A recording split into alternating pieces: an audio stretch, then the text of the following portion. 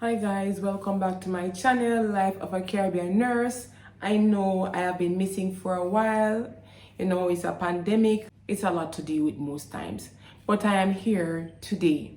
I have some things that I want to say to individuals overall.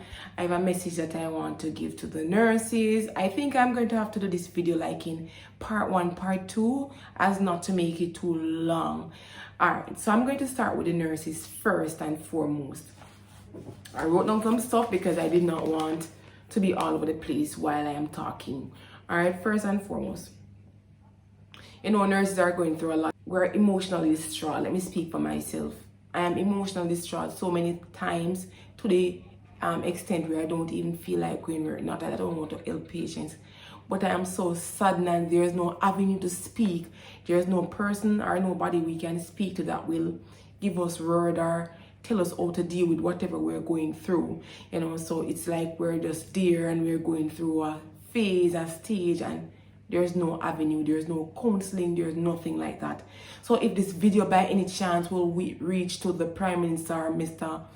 Most Honorable Andrew Holness will see this video, I am asking you, I know that you guys work through advisories in whatever way or form that you can with the help of the health minister, speak with health officers, can seek avenues for healthcare workers to get counseling. And I'm not talking about a big group counseling because many times that's not effective. What I might want to speak about that's going on, that's deeply affecting me and thing at regard to the work and this pandemic, I might not want to speak in front of everybody.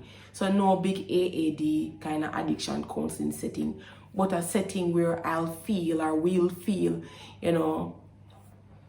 comfortable enough to speak and get the help that we need. So yes, I am asking for counseling for healthcare workers first and foremost. Secondly, I want to take a moment in silence for those healthcare workers that have fallen ill to the virus in this pandemic time, that have died, to their families. I do send my sincerest of condolences to you guys, and a moment of silence for those falling ill and those that have died.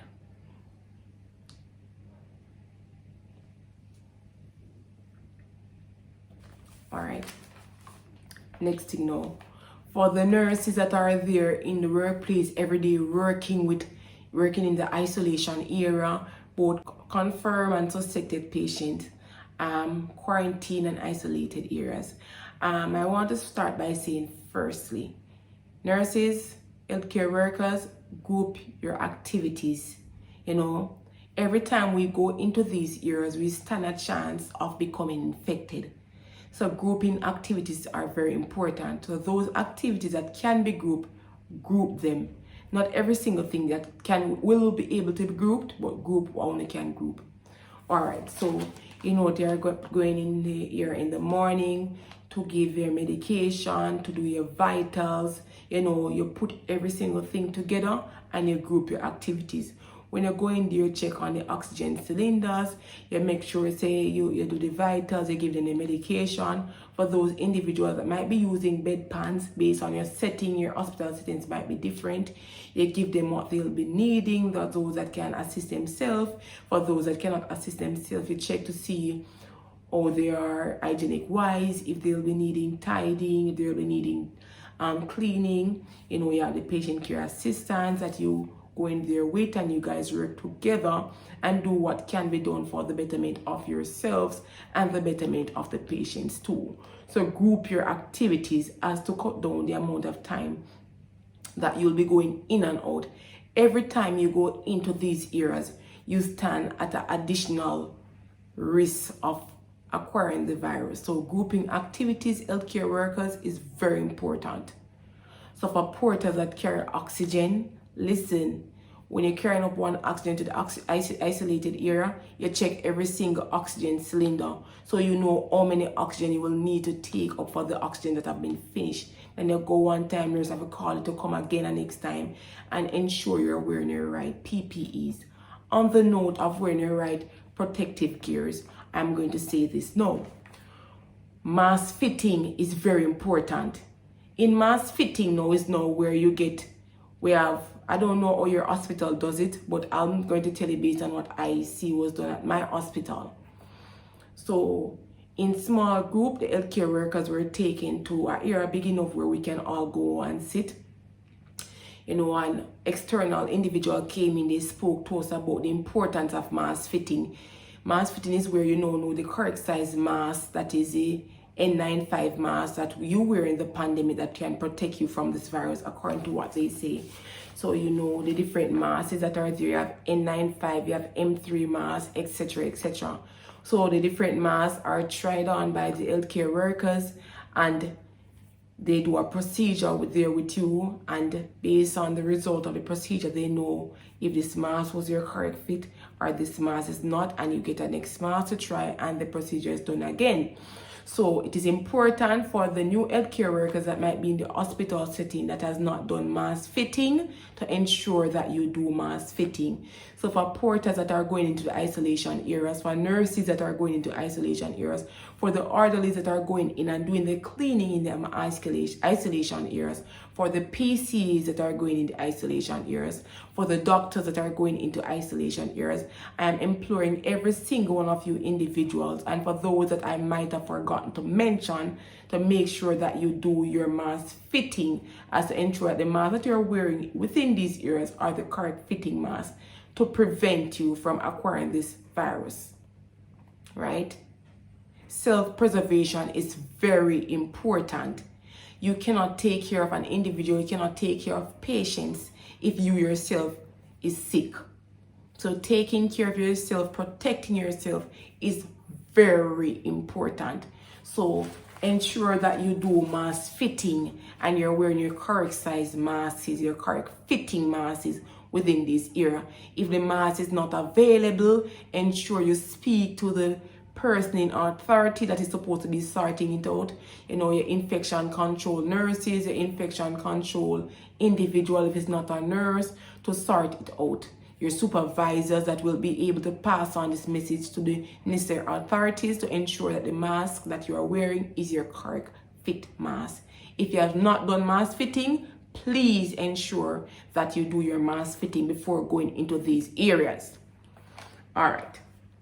Next one. Ensure that you do what we were taught at the beginning of this pandemic is a body system.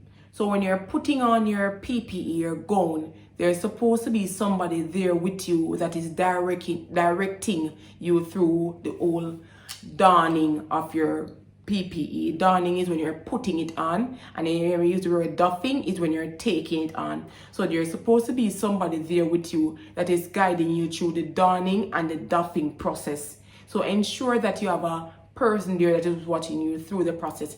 If that is not possible, there's supposed to be an area at least that you have a glass behind you and in front of you where you can basically assess your full body to see how well what you have placed and how well the gowns are fitting you before you enter these isolated, highly infected areas. I am giving you guys these tips as ways to protect yourself and also protect your colleagues that will be going around after you come out of these areas that you might also be putting at risk if the proper donning and doffing was not done. So ensure this for those that were not taught differently from going to school and you were taught to don and doff. It's important if your organization can do a lesson again on this to remind you how to properly don and doff your gowns, so you can speak to your supervisors or the persons in authority to, if you find that in this area you're lacking, to do at least different classes, because because of the pandemic everybody cannot be in one area all at once, but small classes where you guys are taught again how to don and doff your PPEs. This is very important as to prevent cross-contamination of not only yourself but your staff members. Secondly, I know because of the rigorous hours that we work, many times you're unable to exercise, but guys, whenever you can, ensure you put a bit of exercising in it as to, ensure that your lung is working at its full capacity to do deep breathing exercises. You know, you do local brisk walk when you're, if it even that when you come out of your car, for those that drive, you walk around your community. If you have a community, can walk around, you walk around your house, spacing, whatever you can do to facilitate, you know, aiding your body to fight, you do that.